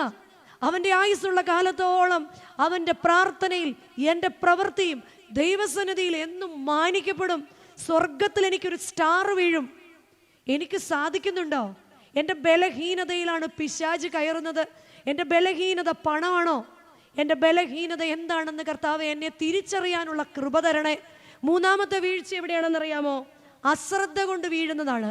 തെറ്റാണെന്നറിഞ്ഞിട്ടും വീണ്ടും ഈ കേൾക്കുന്നതും പറയുന്ന ഒന്നും പുതിയതായതൊന്നുമല്ല. പ്രാർത്ഥനയുടെ കാര്യത്തിൽ, എൻ്റെ പ്രവർത്തനത്തിൻ്റെ കാര്യത്തിൽ തെറ്റാണെന്ന് എനിക്ക് അറിഞ്ഞിട്ടും ഞാൻ വീണ്ടും വിട്ടുകൊടുക്കാതെ അത് ചെയ്യുന്നുണ്ടെങ്കിൽ ഞാൻ വീണു പോകും. എൻ്റെ അധികാര സ്വഭാവം, എൻ്റെ ഞാൻ എന്ന ഭാവത്തിൽ കർത്താവേ ഞാൻ വീണു പോകരുതേ. വീണ്ടും യൂദാലേഖനം 1-ാം അധ്യായത്തിൻ്റെ 7-ാം വാക്യം വീണ്ടും നമ്മളെ ഓർമ്മിപ്പിക്കുകയാണ്. അതുപോലെ സോദോമും ഗൊമോറായും ചുറ്റുമുള്ള പട്ടണങ്ങളും അവർക്ക് സമമായി ദുർനടപ്പ് ആചരിച്ച് അന്യജഡം മോഹിച്ച് നടന്നതിനാൽ നിത്യാഗ്നിയുടെ ശിക്ഷാവിധി സഹിച്ചുകൊണ്ട് ദൃഷ്ടാന്തമായി കിടക്കുന്നു. ഇതെല്ലാം നമ്മുടെ മുൻപിൽ ദൃഷ്ടാന്തമാണെന്നാണ് യൂദ നമ്മളെ ഓർമ്മിപ്പിക്കുന്നത്. ഇതെല്ലാം നമ്മുടെ മുൻപിൽ വരച്ച് കാണിച്ചു വെച്ചിരിക്കുകയാണ്. ഇത് നമുക്ക് ദൃഷ്ടാന്തമാണ്. എന്ത്? സോദോമും ഗൊമോറയും ചുറ്റുമുള്ള പട്ടണങ്ങൾ. എത്ര പട്ടണങ്ങൾ നശിച്ചു പോയെന്നറിയാമോ? 5 പട്ടണങ്ങൾ. അവരെന്തു ചെയ്തു? അവർക്കും സമമായി ദുർനടപ്പ് ആചരിച്ച് അന്യജഡം മോഹിച്ച് നടന്നതിനാൽ നിത്യാഗ്നിയുടെ ശിക്ഷാവിധിക്ക് അവർ ഏൽപ്പിക്കപ്പെട്ടു. എന്തായിരുന്നു സോദോമും ഗൊമോറയും ചെയ്ത തെറ്റ്? ഒന്ന്, അവരുടെ ലൈംഗിക അതിക്രമം. ഇന്ന് നമ്മളുടെയും ചുറ്റും നോക്കിയാൽ ഇന്ന് പത്രമൊന്നും വായിക്കാൻ കൊള്ളാത്ത പേപ്പറായി മാറിയിരിക്കുക. ടി വിയിലെ വാർത്ത പലപ്പോഴും ഒന്നിച്ചിരുന്ന് കേൾക്കാൻ വയ്യാത്ത വാർത്തയായി മാറിയിരിക്കുക. ലൈംഗിക അതിക്രമങ്ങള്, പ്രകൃതി വിരുദ്ധ മോഹങ്ങള്, അഹങ്കാരം, ധൂർത്ത്, ഇവയൊക്കെയായിരുന്നു സോദോമിലെയും ഗൊമോറയിലെയും ജനത്തെ യഹോവയാം ദൈവം നശിപ്പിക്കാൻ കാരണമായത്. ഏതൊക്കെയായിരുന്നു ആ 5 പട്ടണങ്ങളെന്നറിയാമോ? Sodom, Gomorrah, Admah, Zeboiim, Zoar. ഈ 5 പട്ടണങ്ങളെ എങ്ങനെ നശിപ്പിച്ചു? തീയും ഗന്ധകവും അയച്ച് നശിപ്പിച്ചു. അങ്ങനെയൊക്കെ കേൾക്കുമ്പോൾ നമ്മൾ വളരെ നിസ്സാരമായിട്ട് വിചാരിക്കും. ഇപ്പം നോക്കിയേ, പെട്ടെന്നൊരു ആസിഡ് മഴ പെയ്താൽ എങ്ങനെ ഇരിക്കും? ഈ തീയും ഗന്ധകം എന്ന് പറഞ്ഞാൽ സൾഫർ റെയിൻ എന്നാണ് പറയുന്നത്. പൊള്ളിപ്പോകും, നമ്മൾ വെന്തു പോകും. ആ ജനത്തെ നശിപ്പിച്ചു. വ്രണങ്ങൾ വന്ന്, രോഗങ്ങൾ വന്ന് ആ പ്രദേശം നശിപ്പിച്ചു. അങ്ങനെയെങ്കിൽ പ്രിയമുള്ളവരെ, ആ ദേശത്തെ നശിപ്പിക്കാതിരിക്കാൻ വിശ്വാസികളുടെ പിതാവായ അബ്രഹാം യഹോവയുടെ മുൻപിൽ കൈകൾ വിരിച്ചു പ്രാർത്ഥിച്ചു. യഹോവയാം ദൈവമേ, ഈ ജനത്തെ നശിപ്പിക്കാതിരിക്കാൻ ഈ ദേശത്ത് നിന്ന് ഞാൻ 50 നീതിമാന്മാരെ കൊണ്ടുവരട്ടെയോ? യഹോവ പറഞ്ഞു, ഓക്കെ, കൊണ്ടുപോയോ. അബ്രഹാം അന്വേഷിച്ചു, കിട്ടിയില്ല. അബ്രഹാം ദൈവത്തോട് ചോദിച്ചു, ഞാനൊരു 45 പേരെ കൊണ്ടുവരട്ടെ? അബ്രഹാം അന്വേഷിച്ചു, കിട്ടിയില്ല. 40 പേരെ കൊണ്ടുവരട്ടെ? അബ്രഹാം അന്വേഷിച്ചു, കിട്ടിയില്ല. 30 പേരെ അന്വേഷിച്ചു, കിട്ടിയില്ല. 20 പേരെ അന്വേഷിച്ചു, കിട്ടിയില്ല. 10 പേരെ അന്വേഷിച്ചിട്ട് കിട്ടിയില്ല. ഉൽപ്പത്തി പുസ്തകം 18-ാം അധ്യായം 26-ാം വാക്യത്തിൽ പറയുകയാണ്, അബ്രഹാമിന് നീതിമാനായ ആരെയും ആ സോദോം ഗൊമോറ ദേശത്ത് കിട്ടിയില്ല. നമ്മൾ ഓർക്കും, ഇതൊക്കെ സോദോമിൻ്റെയും ഗൊമോറയുടെയും കാര്യമല്ലേ? എന്നാൽ കർത്താവ് ഇന്ന് സന്ധ്യയിൽ നമ്മളോട് ചോദിക്കുക, ഞാൻ ഈ ദേശത്തെ നശിപ്പിക്കാതിരിക്കാൻ 50 നീതിമാന്മാരെ ഈ ദേശത്ത് നിന്ന് എടുക്കാനുണ്ടോ? 40, 10? നമ്മളോട് തന്നെ ചോദിച്ചേ. ദൈവസന്നിധിയിൽ എന്നെ തൂക്കി നോക്കുമ്പോൾ ആമോസ് പ്രവാചകന്റെ പുസ്തകത്തിൽ പറയുന്നത് പോലെ യഹോവയുടെ കയ്യിൽ ഒരു തൂക്കുകട്ട പിടിച്ച് അവൻ എന്നെ തൂക്കി നോക്കിയാൽ, കർത്താവേ, ഈ ദേശത്ത് എത്ര നീതിമാന്മാരുണ്ട്? എത്ര പേര് വചനം കേട്ടെന്നല്ല, എത്ര പേർ വചനം അനുസരിച്ചു ജീവിച്ചു എന്നാണ്. ഈ വചനത്തിന്റെ ഉണർവ് എത്ര പേരുടെ ഉള്ളിലുണ്ടായി? ഉണങ്ങിക്കിടക്കുന്ന അസ്ഥികൾ, ജഡമായി കിടക്കുന്നവ എഴുന്നേറ്റ് ഒരു മഹാസൈന്യമായി എന്നതാണ് ചോദ്യം. എൻ്റെ നീതികേട് നിമിത്തം കർത്താവേ, എൻ്റെ ഭവനം നഷ്ടപ്പെട്ടു പോകുമോ എന്ന്, എൻ്റെ കുടുംബത്തിൻ്റെ പേര് ദൈവസന്നിധിയിൽ കൊടുക്കാൻ കാണുമോ?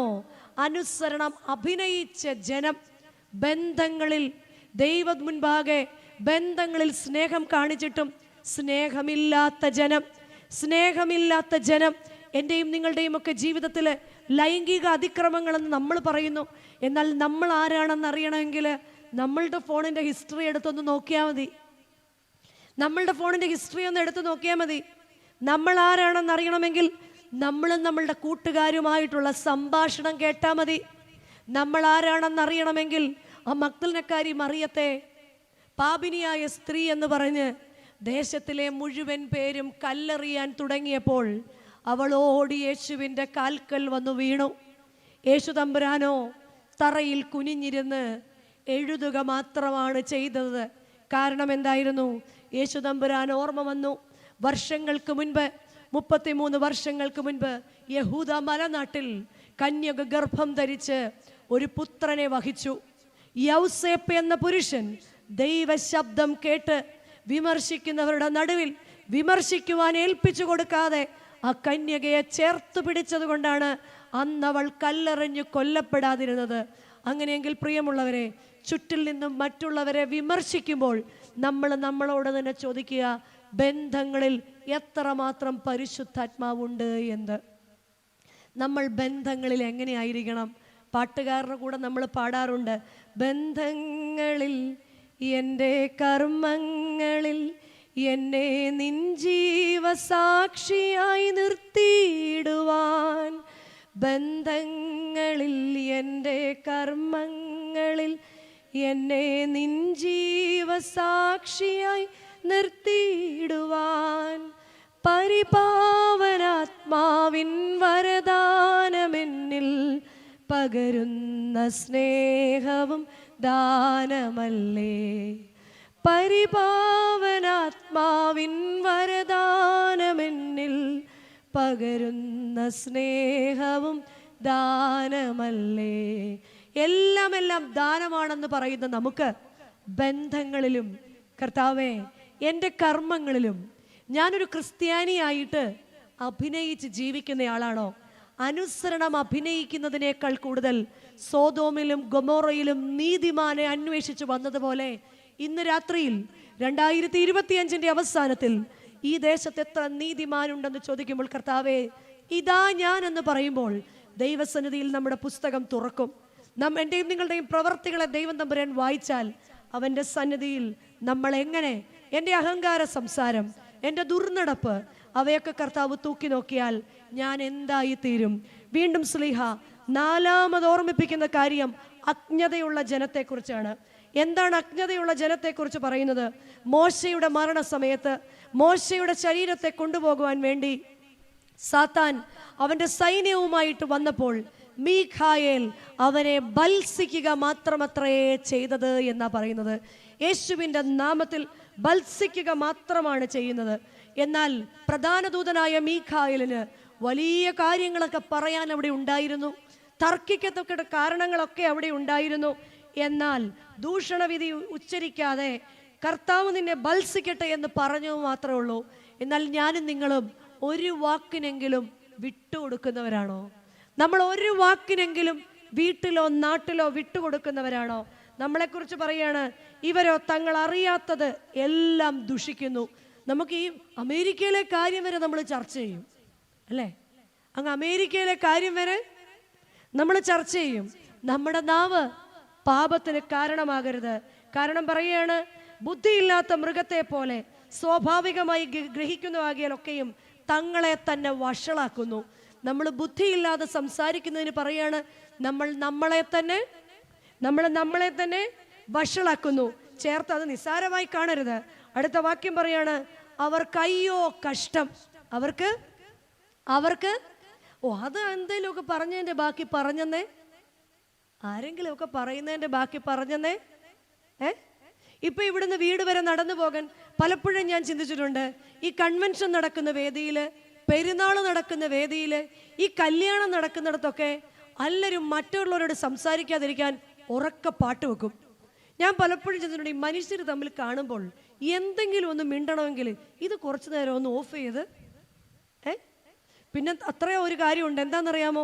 തിരിച്ചു പോകുന്ന വഴിക്ക് 1-2 പേരെയെങ്കിലും നമ്മൾ വെറുതെ വിടും. കാരണം ശബ്ദം കാരണേ നമുക്കൊന്നും പറയാൻ വയ്യ. ആദ്യത്തെ ചോദ്യം ഇങ്ങനെയായിരിക്കും, എന്തു പറ്റി, തോമാച്ചായനെയും കുടുംബത്തെയും കണ്ടില്ലല്ലോ? ഓ അല്ലേ, അവരൊക്കെ ഇത്രയും നേരം കേട്ടത് വെറുതെയായി അല്ലേ? എന്നാ അവരൊക്കെ വരാൻ? ഇങ്ങനെ ചെറിയ കാര്യങ്ങൾക്ക് പോലും നമ്മൾ മറ്റുള്ളവരെ ദുഷിക്കുമ്പോൾ പറയാണ്, അവർക്ക് അയ്യോ കഷ്ടം. കാരണം എന്താണ്? അവർ കൈയിൻ്റെ വഴിയിൽ നടക്കുകയും കൂലി കൊതിച്ച ബിലിയാമിന്റെ വഞ്ചനയിൽ തങ്ങളെ തന്നെ ഏൽപ്പിക്കുകയും കോരഹിന്റെ മത്സരത്തിൽ നശിച്ചു പോകുകയും ചെയ്യുന്നു. നിസ്സാരമെന്ന് നമ്മൾ വിചാരിക്കുന്ന പലതും അവർ കൈയിൻ്റെ വഴിയിൽ നടക്കുന്നവരാണ്. എന്നാൽ എന്താണ് കൈയിൻ്റെ വഴി? കടമകളെ അറിയാത്ത വഴിയാണ് കൈയിൻ്റെ വഴി. സഹോദരനോടുള്ള കടമയെ ഓർക്കാത്ത വഴി എൻ്റെ ജീവിതത്തിൽ ഈ കഴിഞ്ഞ കാലങ്ങളിൽ ഉണ്ടായിട്ടുണ്ടോ? മാതാപിതാക്കളെ മറന്നുള്ള വഴി എൻ്റെ ജീവിതത്തിൽ ഉണ്ടായിട്ടുണ്ടോ? മറ്റുള്ളവൻ്റെ ഹൃദയത്തെ കീറിമുറിക്കുന്ന വഴി എൻ്റെ ജീവിതത്തിൽ ഉണ്ടായിട്ടുണ്ടോ? വചനം എൻ്റെ നെഞ്ചോട് ചേർന്നിരിക്കുമ്പോഴും എൻ്റെ വാ കൊണ്ട് ഞാൻ ദൂഷണം ഉച്ചരിച്ചിട്ടുണ്ടോ? ഞാൻ എൻ്റെ സഹോദരൻ്റെ കാവൽക്കാരനോ എന്ന് ചോദിച്ചിട്ടുണ്ടോ? പലപ്പോഴും എൻ്റെ സമ്പന്നതയിൽ ഞാൻ എൻ്റെ സഹോദരനെ മറന്നിട്ടുണ്ടോ? 1 യോഹന്നാൻ 4-ാം അധ്യായത്തിൻ്റെ 12-ാം വാക്യത്തിൽ പറയുകയാണ്, ദൈവത്തെ ഒരു നാളും ആരും കണ്ടിട്ടില്ല, നാം അന്യോന്യം സ്നേഹിക്കുന്നുവെങ്കിൽ ദൈവം നമ്മിൽ വസിക്കുന്നു എന്ന്. തൻ്റെ നാവ് കൊണ്ട് തൻ്റെ സഹോദരനെ പകയ്ക്കുന്നവൻ കള്ളനാകുന്നു. അതുകൊണ്ട് കടമകളെ അറിയാത്തവരായി നാം ആയിത്തീരരുത്. കർത്താവേ, എൻ്റെ കടമകളെക്കുറിച്ച് ഉത്തമമായ ബോധ്യം ഒരു ക്രിസ്തീയ ജീവിതത്തിൽ പ്രാർത്ഥന എന്ന കടമ, കുടുംബ പ്രാർത്ഥന എന്ന കടമ, ആരാധന എന്ന കടമ, എൻ്റെ അതിവിശുദ്ധ വിശ്വാസത്തെ തലമുറയിലേക്ക് എത്തിക്കുക എന്ന കടമ നിർവഹിക്കാൻ എനിക്ക് തെറ്റിപ്പോയ വഴികളിൽ നിന്നൊക്കെ പുതിയൊരു വർഷത്തിൽ നിന്ന് എന്നെ വിടുവിക്കണമേ എന്ന് നമുക്ക് പ്രാർത്ഥിക്കാം. വീണ്ടും പറയാണ്, അവർ ബിലയാമിൻ്റെ വഞ്ചനയിൽ തങ്ങളെ തന്നെ ഏൽപ്പിക്കുന്നവരാണ്. ഈ ബിലയാമിൻ്റെ വഞ്ചന എന്താണ്? ധനത്തിനു വേണ്ടി ദൈവജനത്തെ ഒറ്റുകൊടുത്തവനാണ് ബിലയാം. ധനത്തിനു വേണ്ടി, പണക്കിഴിക്ക് വേണ്ടി. നമ്മളിലും പലരും അങ്ങനെ തന്നെയാണ്. ദൈവത്തെയാണോ ദ്രവ്യത്തെയാണോ സ്നേഹിക്കുന്നതെന്ന് വെച്ചാൽ നമ്മൾ എന്ത് പറയും? അയ്യോ കർത്താവിനെയാ, പക്ഷെ പള്ളി 10 രൂപ കൂടുതൽ ഇടാൻ എനിക്കൊട്ട് താല്പര്യവും. ദൈവത്തെയാണോ അത് തന്ന, ദ്രവ്യത്തെയാണോ അത് തന്ന ദൈവത്തെയാണോ ഞാൻ സ്നേഹിക്കാറ്? ഞാൻ ഈ ദശാംശം കൊടുക്കുന്നു എന്നൊക്കെ വലിയ ഊറ്റം കൊള്ളുമ്പോൾ സത്യമായിട്ടും എനിക്ക് കിട്ടുന്നതിൻ്റെ ദൈവത്തിന് വിഹിതം കൊടുക്കുന്നവരാണോ നമ്മൾ? ബിലയാമിൻ്റെ വഞ്ചനയിൽ നമ്മൾ പലപ്പോഴും പണത്തെ ദൈവത്തെക്കാൾ കൂടുതൽ സ്നേഹിക്കുന്നവരാണോ? ഗേഹസിക്ക് കുഷ്ഠം വന്നതുപോലെ ധനം ഉപയോഗിക്കാൻ അറിയില്ല എങ്കിൽ തീർച്ചയായിട്ടും കർത്താവേ, ഞാൻ സാമ്പത്തിക അച്ചടക്കമില്ലാത്തവരാകുമ്പോൾ എന്ത് സംഭവിക്കുന്നറിയോ? അടുത്ത തലമുറ വന്നപ്പോഴത്തേക്ക് അതെന്തായി മാറി? ഉല്ലാസഭ്രാന്തായി മാറി. നമ്മൾ ഉപയോഗിക്കാതെ, നമ്മൾ സ്വരുക്കൂട്ടി വെച്ച്, നമ്മളിങ്ങനെ പിഞ്ചി വെച്ചത് ഒറ്റ കല്യാണം കൊണ്ട്, ഒറ്റ പിറകുദാശ കൊണ്ട് എന്ത് ചെയ്യും? ഇങ്ങനെ പൊട്ടിച്ചവർ കൈ തരും. ഇപ്പോഴത്തെ കുഞ്ഞുങ്ങളുടെ ഒരു പ്രത്യേകത അതിനെന്താണ്? This is our big day. നമ്മുടെ കുഞ്ഞുങ്ങൾ പറയുന്ന ഇത് ഞങ്ങളുടെ വലിയ ദിവസമാണ്. അതുകൊണ്ട് ഇത്രയും നാളും നമ്മൾ വെള്ളം കുടിക്കാത്തതൊക്കെ അവരെന്ത് ചെയ്തോളും? ഒറ്റയൊരു ദിവസത്തെ ആഡംബരം കൊണ്ട് ഉല്ലാസഭ്രാന്ത് ബാധിച്ച് നമ്മളുടെ കൺമുൻപിൽ വെച്ച് നമ്മൾ വെള്ളം കുടിക്കാത്ത, നമ്മളൊരു മുൻവശത്തെ സെറ്റിയിൽ പോലും ഇരിക്കത്തില്ല. കാരണം നമ്മൾ ഇരുന്നാൽ അതിലെന്താവും? ഓ, അഴുക്കാവും. നമ്മൾ എന്തിനു വെച്ചിരിക്കുക? അത് തൂത്ത് തുടച്ച് നമ്മളൊന്നും ഇരുന്നിട്ടില്ല, നമ്മളൊരു നല്ലത് കഴിച്ചിട്ടില്ല. ഈ 2026-ൽ സാമ്പത്തികമായ കാര്യങ്ങളെ കർത്താവേ, നീ തരുന്ന ധനത്തെ ഉപയോഗിക്കാനുള്ള കൃപ കൂടി ലഭിക്കാൻ വേണ്ടി പ്രാർത്ഥിക്കാം. 3 പറയാണ്, കോരഹിന്റെ മത്സരത്തിൽ നശിച്ചു പോകുന്നവരാണ്. ഈ കോരഹിന്റെ മത്സരം നമ്മൾ നേരത്തെ സൂചിപ്പിച്ചു. സംഖ്യാപുസ്തകം 16-ാം അധ്യായത്തിൽ കോരഹും തൻ്റെ 250 പേരും ദൈവത്തിനെതിരെ, ദൈവം കൊടുത്ത നേതൃത്വത്തിനെതിരെ സംശയിച്ചതുപോലെ പലപ്പോഴും അങ്ങോട്ടും ഇങ്ങോട്ടും അപ്പൻ്റെ അധികാരത്തെ ചോദ്യം ചെയ്യാൻ, അമ്മയുടെ അധികാരത്തെ ചോദ്യം ചെയ്യല്ല, മറിച്ച് പരസ്പരം ശുശ്രൂഷ ചെയ്യുവാൻ, മക്കളുടെ കഴിവുകേടുകളെ ചോദ്യം ചെയ്യല്ല, അവരുടെ കഴിവുകേടുകളോടെ അവരെ സ്നേഹിക്കാൻ നമുക്ക് സാധിക്കണം.